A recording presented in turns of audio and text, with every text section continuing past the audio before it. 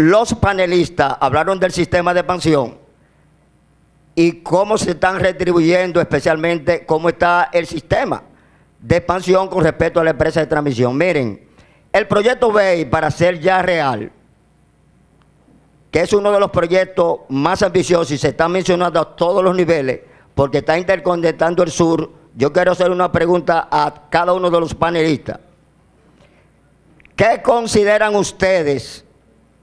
¿Cómo está el sistema de expansión, ya que a sabiendas, según los 25 años que tengo en el sector, tenemos instalado en nuestro sistema la mayor capacidad de voltaje instalada a 345 en el Caribe? Solamente hay 230. ¿Cómo ustedes consideran o visualizan que está el sistema de transporte de energía en nuestro país? San Pablo. Bien, rápidamente para contestar, y que lamentablemente está operada una parte a 138, o sea, la inversión de unos recursos millonarios se supone que debe operarse adecuadamente para brindar los soportes reactivos, o sea, para permitir el desarrollo del sistema que se tiene. El organismo coordinador precisamente todos los años, cuando entra el verano, identifica las restricciones y hizo un estudio, cuáles son las restricciones del sistema de transmisión que debería atender en el corto plazo y ver también las restricciones en el mediano y largo plazo, para que no se produzcan restricciones de despacho, de generación de bajo costo, como se habló acá, que se necesita al sistema, restringirla por falta de capacidad de generación. O sea, que debe seguir lo que se llama un plan de expansión óptimo, en el cual debe haber por la Comisión Nacional de Energía ese plan indicativo de localización de generación que vaya acompañado con su sistema de transmisión. O sea, la empresa de transmisión debe seguir un plan de expansión óptimo para permitir que se desarrolle esa expansión de generación de forma económica. Por ejemplo, con respecto al proceso la próxima pregunta, por favor. Próxima pregunta. Miren inquietudes.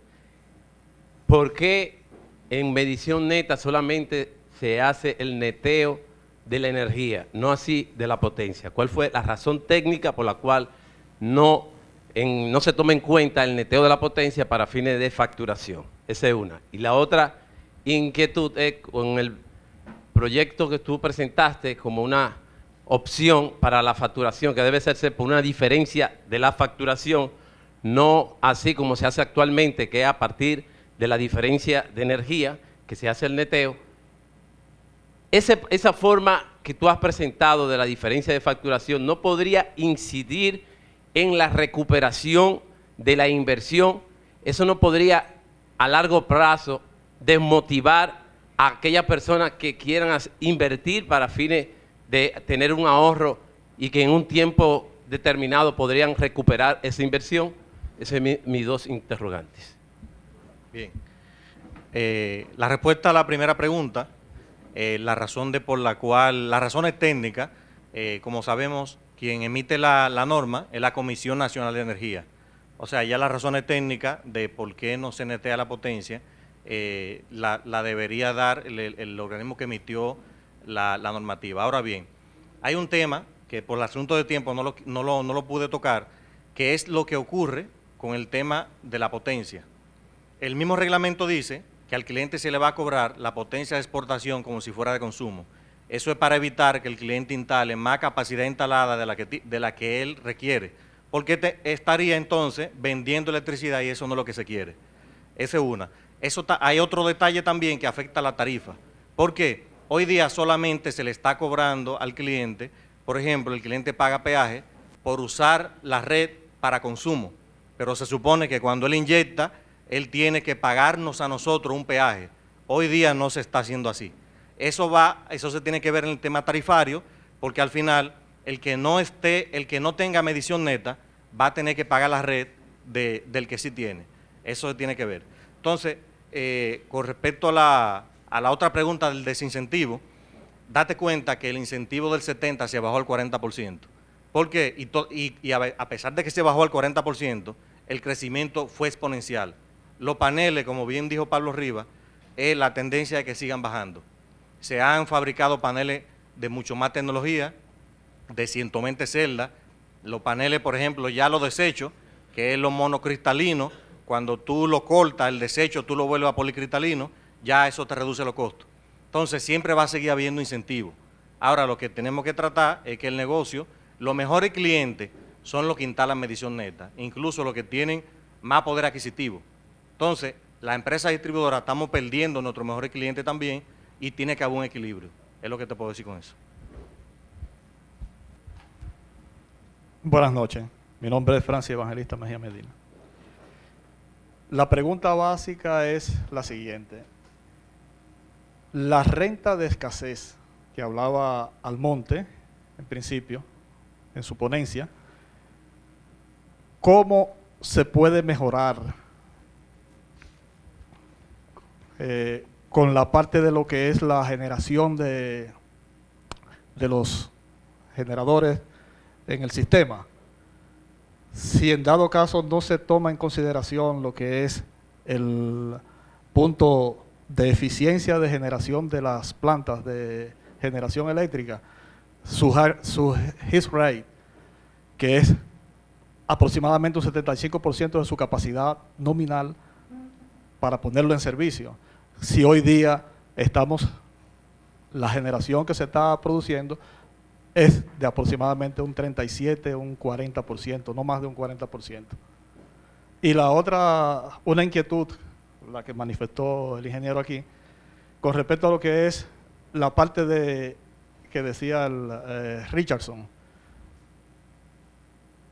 El peaje que se le paga al momento de hacer la parte de lo que es el transporte para el consumo de energía, cuando uno tiene el sistema de la dualidad, cuando uno lo vende, también ese transporte uno lo está pagando ya de por sí. O sea, si me lo cobraron en principio, no me lo pueden cobrar, como usted está tratando de insinuar ahora, cuando yo le esté inyectando al sistema la generación que yo pueda tener por la vía de la parte de la generación interna. Bien, aparentemente todo van para Richardson. Contéstale tú mismo la Porque tú segunda. tienes paneles solares instalados en tu casa, entonces el costo de la red sigue siendo el mismo. El costo, como el costo de la red, el que instaló la red tiene que recibir la cantidad de dinero por la cual le costó la red, entonces el que está usando menos la red paga menos y el que tiene paneles solares en su techo paga menos por el uso de la red, pero como la red cuesta lo mismo, entonces hay que subirle el precio del peaje a los demás. O sea, eso yo tengo un ejercicio matemático que se explica bien en detalle, porque no es como usted estaba diciendo, de que ya usted paga el uso de la red porque retira. También si usted vende, también tiene que pagar el uso de la red, porque el costo de la red sigue siendo el mismo. Entonces, con la primera pregunta, vamos con el programa. Sí, muchas gracias. De hecho, con la reducción de los precios de los combustibles derivados de petróleo, en los últimos años ha habido una caída de la renta de escasez que yo explicaba. Simple y llanamente porque algunas plantas produciendo con fuel número 6, por ejemplo, tenían precios que habían bajado significativamente. El despertar de los costos del precio del petróleo y sus derivados podría volver a amenazar con esas diferencias. Ahora bien, la única forma de lograr reducir apreciablemente la renta de escasez, no eliminarla, sino reducirla significativamente, hay dos vías. Por un lado, si usted tiene un mercado de solo contratos, es decir, si usted elimina el mercado de spot y las distribuidoras contratan el 100% de la energía, entonces los precios que va a pagar la distribuidora o generadora van a estar asociados a los costos, a los precios que negocien en las licitaciones, etcétera, etcétera. Y quizá podría tener, depende del esquema que se utilice, de organización del mercado mayorista, quizá pueda tener una pequeña bolsa para fines de confiabilidad del sistema, etcétera, etcétera. Pero bueno, pero básicamente en el esquema actual, la única manera, la manera más eficaz es introduciendo nuevas plantas con nuevas tecnologías y de nuevos combustibles, de mayor eficiencia. Es una estrategia nacional y yo diría que de Estado, para poderlo hacer en un lazo de tiempo apreciable. Punta Catalina es un ejemplo. Punta Catalina va a desplazar mucha planta, va a reducir el precio de marginación y va a reducir la renta de escasez. Ese es el camino para usted reducir la renta de escasez. Lamentablemente, de haber sido menos costosa, quizá ese camino hubiese sido menos costoso en el caso de Punta Catalina, porque va a salir un precio muy elevado. Pero de todas maneras, la introducción de plantas de gas natural, plantas modernas, psicocombinados, etcétera, eso puede, la introducción de plantas de ese tipo es lo que puede reducir eso. Bien. Una última pregunta. Va a ser breve. Felicito al panel, ha sido muy buena exposición. En todo el planteamiento hemos hablado de que se puede mejorar el mercado eléctrico mediante generación. Y he observado que no se ha hablado, bueno, el señor Almonte habló un poco, sí, de eso, del tema de los contratos. Nosotros podemos tener toda la generación que necesite el país. Sin embargo, nosotros no controlamos la volatilidad de los precios de los minerales y la volatilidad de los precios del dólar. En base a eso, iba a hacer otra pregunta, pero por la rapidez, quiero preguntarle al señor Bautista, ¿cuáles son las ventajas que ha tenido Colombia con los precios forward? Los precios forward son contratos a mediano plazo, donde tú le pagas un incentivo al generador, acuerdan un precio y luego cuando llegue el momento de entregar esa energía, si el precio spot está por encima de ese precio, tú tienes la opción de no comprar energía y perder la prima, pero garantiza en ese caso que el sector privado se mantenga, porque si con la entrada de Punta Catalina sacamos parte del sector privado, es un golpe también para el país. O sea que hay que buscar la alternativa de crecer a nivel de generación y del servicio del mercado eléctrico, pero de igual manera mantener el sector privado, que la ley en el artículo 110 establece que el 20% se tiene que mantener en el spot. Entonces, en virtud de eso, es para saber si aquí en República Dominicana, señor Bautista, podemos, o sea, cuáles son las ventajas que ha tenido el mercado spot, el mercado forward en Colombia. Lo utiliza mucho Colombia, Chile y España.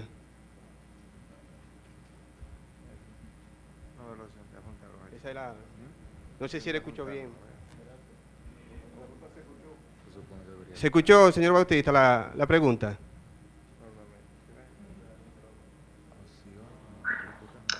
Perdí parte de lo que no es buena la comunicación, pero yo me doy cuenta, sin embargo, de lo esencial. Colombia es un mercado muy grande, ¿sí? Y no hay cosas que no se pueden traducir bien al mercado dominicano. Por ejemplo, lo que mencionaba el precio forward, aquí es una modalidad de contrato que llaman pague lo contratado. También existe la otra que es pague lo generado, ¿sí? Pero eso son modalidades de contratación que funcionan bien cuando, digamos, el distribuidor final tiene mucha garantía de que va a poder servir toda esa energía en una población particular, ¿sí?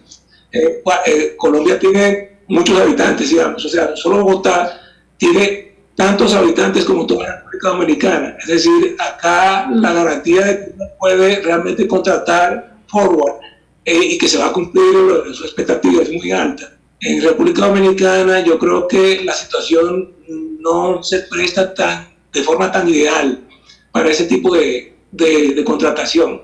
De hecho, yo lo que noto es que tienen regulaciones que invitan digamos, a que el mercado, digamos, sea el que rija los precios, ¿sí? Pero lo que yo noto es que, sobre todo por lo que decía el profesor Castillo, es que la estructura misma, o sea, la infraestructura misma, lo que impide es un mercado imperfecto, con demasiadas fricciones todavía. Haría falta mucho más oferta de costo bajo para que en una subasta diaria, lo que sea, de precios al otro día, el que es costoso no salga despachado muy fácilmente, porque si sale despachado muy fácilmente, entonces las intenciones del mercado rija va a causar las fricciones que estaba comentando justamente. Y eso es lo que ahora mismo pasaría con pague lo contratado, ¿sí? Es lo que se me ocurre decir así, pues muy rápido. Bien, gracias. Sí, última pregunta, Jason. Última pregunta. Buenas noches. Esto es una pregunta abierta, o sea, para todos los panelistas. Felicidades, enhorabuena. Básicamente, yo soy más del ámbito académico y más los modelos matemáticos y ese tipo de cosas. Yo quisiera saber si dentro de la red del sistema ustedes hacen pruebas de estrés, como por ejemplo se hacen en los grandes sistemas bancarios, donde se somete el sistema a unos ciertos estrés para ver cómo responde el sistema, porque por ejemplo hay todo un área de estudio que se llama teoría de catástrofes. Es decir, por ejemplo, nosotros respondemos de acuerdo con la casualidad. Si pasa una catástrofe, entonces a partir de ahí aprendemos lo que se tiene que hacer. Pero porque si hay pruebas de contingencia de someter el sistema a ciertos tipos de estrés para ver cómo se comporta el sistema y a partir de ahí determinar si por casualidad pasa algo, ¿qué se tiene que hacer inmediatamente? Es una pregunta abierta. Sí, San Pablo. Bien. Bueno, yo creo que cuando uno dice muy buena pregunta es porque tiene la respuesta. Muy buena pregunta la suya, mire. Efectivamente, el organismo coordinador, o sea, en su parte de planificación de la operación, tiene que hacer precisamente esos análisis y estudios a través de análisis de estabilidad. ¿Qué pasa si se va a la planta más grande? O sea, ¿qué pasa cuando entre Punta Catalina y se vayan las dos plantas? ¿Cómo vamos a mantener el sistema operando? Si se nos van el sistema de transmisión que conecta, si se van las dos líneas, si están en una misma torre, o sea, todo eso se hace a través de los famosos estudios de estabilidad, tanto para mantener la operación en lo que es el tiempo real, la programación diaria, la programación semanal, hasta llegar hasta la programación de largo plazo. Y como usted bien lo dice, son a través de modelos matemáticos que se hacen, o sea, programas que ya han avanzado mucho, como lo hemos visto acá, que ha contribuido tanto en las ciencias básicas, de la física, la matemática, para contribuir a que en la ingeniería utilizar todo eso, y es lo que ha permitido, como vimos, hacer análisis de protecciones, coordinación de protecciones, para mantener el sistema y, como lo dije, hemos avanzado mucho en poder controlar los apagones generales que antes eran como el día a día que teníamos. Y todo eso ha sido por mucha coordinación y donde ha participado todo, o sea, las empresas distribuidoras haciendo los famosos deslatres de carga, o sea que tienen que sacar carga de manera automática, sistemas de recierre en las redes de transmisión y también obviamente en la parte de generación los aportes o consumo que debe dar de acuerdo a esas grandes variaciones y también toda la parte de protección que en algún momento las centrales tienen que frenar la velocidad o tienen que aumentar para mantener el sistema. Todo eso ha sido obviamente un gran esfuerzo de todos, o sea, Simplemente el organismo coordinador, como dije, es la parte que coordina y planifica todo eso, pero sí el apoyo de todos los que están acá, porque también afecta a lo que todos nosotros acá servimos, que es al usuario. Y yo quiero recalcar eso porque a veces ven a Augusto Bello hablando, diciendo, mire que la distribuidora pierde, pero Augusto Bello también es usuario, él vive acá, él también consume energía. Él cuando está defendiendo eso, que está perdiendo la distribuidora, no, estamos perdiendo todos. O sea, tiene que ser un balance, o sea, si tenemos un sistema de decir desbalanceado, de mira, vamos a incentivar a que, no estamos en contra de que se incentiven los paneles solares, o sea, que cada quien ponga los paneles solares, pero tiene que ser en base a un sistema eficiente, económico, que sea lo más eficiente y económico para la sociedad, no para la empresa distribuidora, porque si la empresa distribuidora tiene que quedarse con unas redes, ¿a quién se la van a cobrar? A nosotros que no tenemos paneles solares, que no tenemos esa oportunidad, le tenemos que cobrar todo eso y aumentarle la tarifa a eso. O sea, que no pensemos como que somos enemigos entre la empresa distribuidora y los usuarios, porque al final todos somos lo mismo, y como dijo el profesor Almonte, o sea, Villamella no se va, pero tampoco nosotros nos vamos a quedar acá y tenemos que resolver el problema del sistema eléctrico. Eso es lo que tenemos que hacer entre todos. Bien, muchas gracias. Sí, no más preguntas. Tenemos una pequeña sección, tenemos un consumo promedio alrededor de unos 2.100 y pico y 1.100 y algo en el mínimo. Estamos diciendo que Punta Catalina estaría aportando casi el 40% del sistema total de la energía servida, o sea, del consumo que tenemos. Y con una reserva prácticamente de unos 180 a 200 megas promedio que nos queda en base. ¿No sería un riesgo o está el sistema preparado para mantener la estabilidad en caso de una salida brusca de Punta Catalina? ¿Sí o no? ¿Y por qué?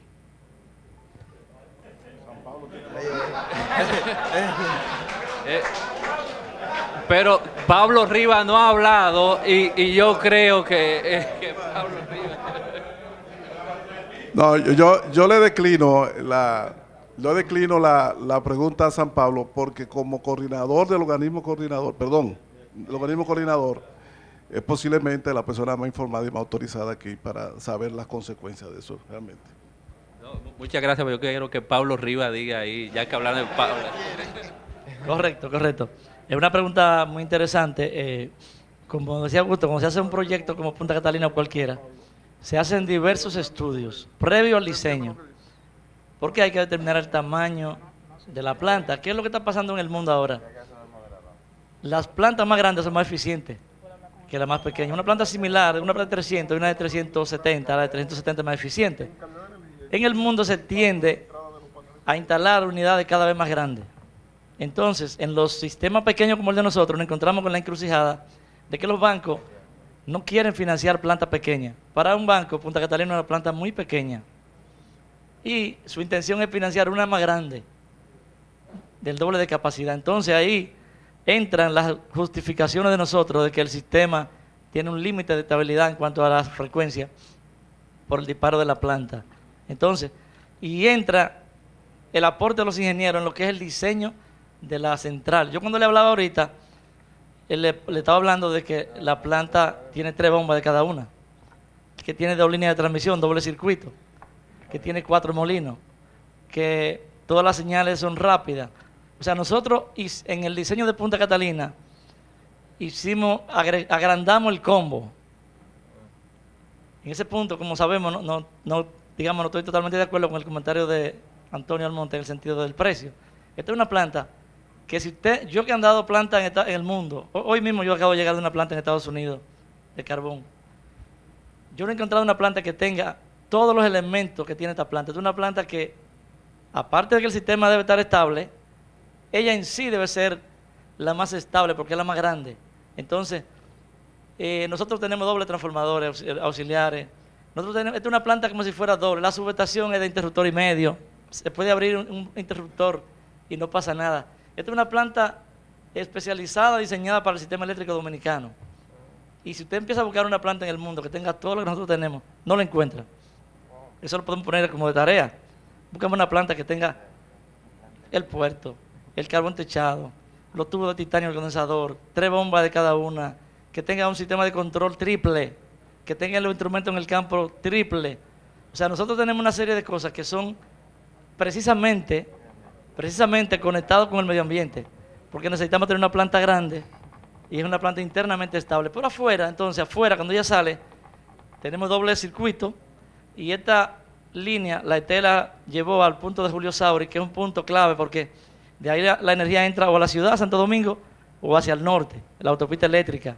Nosotros podemos tener el caso de que en una avería abra hacia Santo Domingo y Punta Catalina se mantenga hacia el norte. Se le incluyó adicionalmente un bypass de alta presión a cada unidad. Esta planta, si el sistema tiene una avería, que hoy día le pueden generar un blackout, hay vamos a decir, una pérdida de carga de 500 megavatios. De manera instantánea, cada unidad bajaría 250. Y si tienen que bajar 340 cada una, lo bajan y se quedan generando un vacío. O sea, nosotros hemos hecho una planta especializada que no la tenemos cerca. Entonces, la empresa de TET, cuando empezamos el proyecto, teniendo desde toda la vida su plan de expansión, que lo ha estado ejecutando en la medida de los recursos disponibles, actualizó su plan de expansión. Porque, era lo que yo decía ahorita, si yo como dueño de un proyecto cualquiera, hago mi estudio de estabilidad eléctrico, cortocircuito, frecuencia, para mí, para mi zona, como generador, pero cuando lo sé, modela el mercado, puede darse cuenta de que la planta que va a salir en la noche es una que está, yo decía, en Barahona. Entonces salió de Barahona, estamos felices, pero allí en Barahona hay bajo voltaje.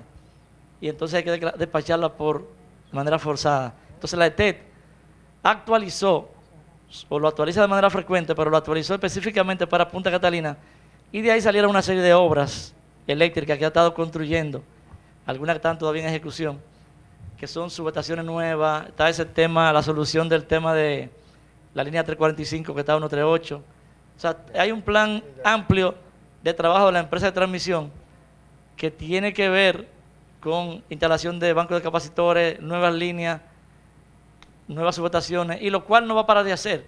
Por cada proyecto de lo que estamos mencionando, eólico, solar, señores, pensemos en la ETET.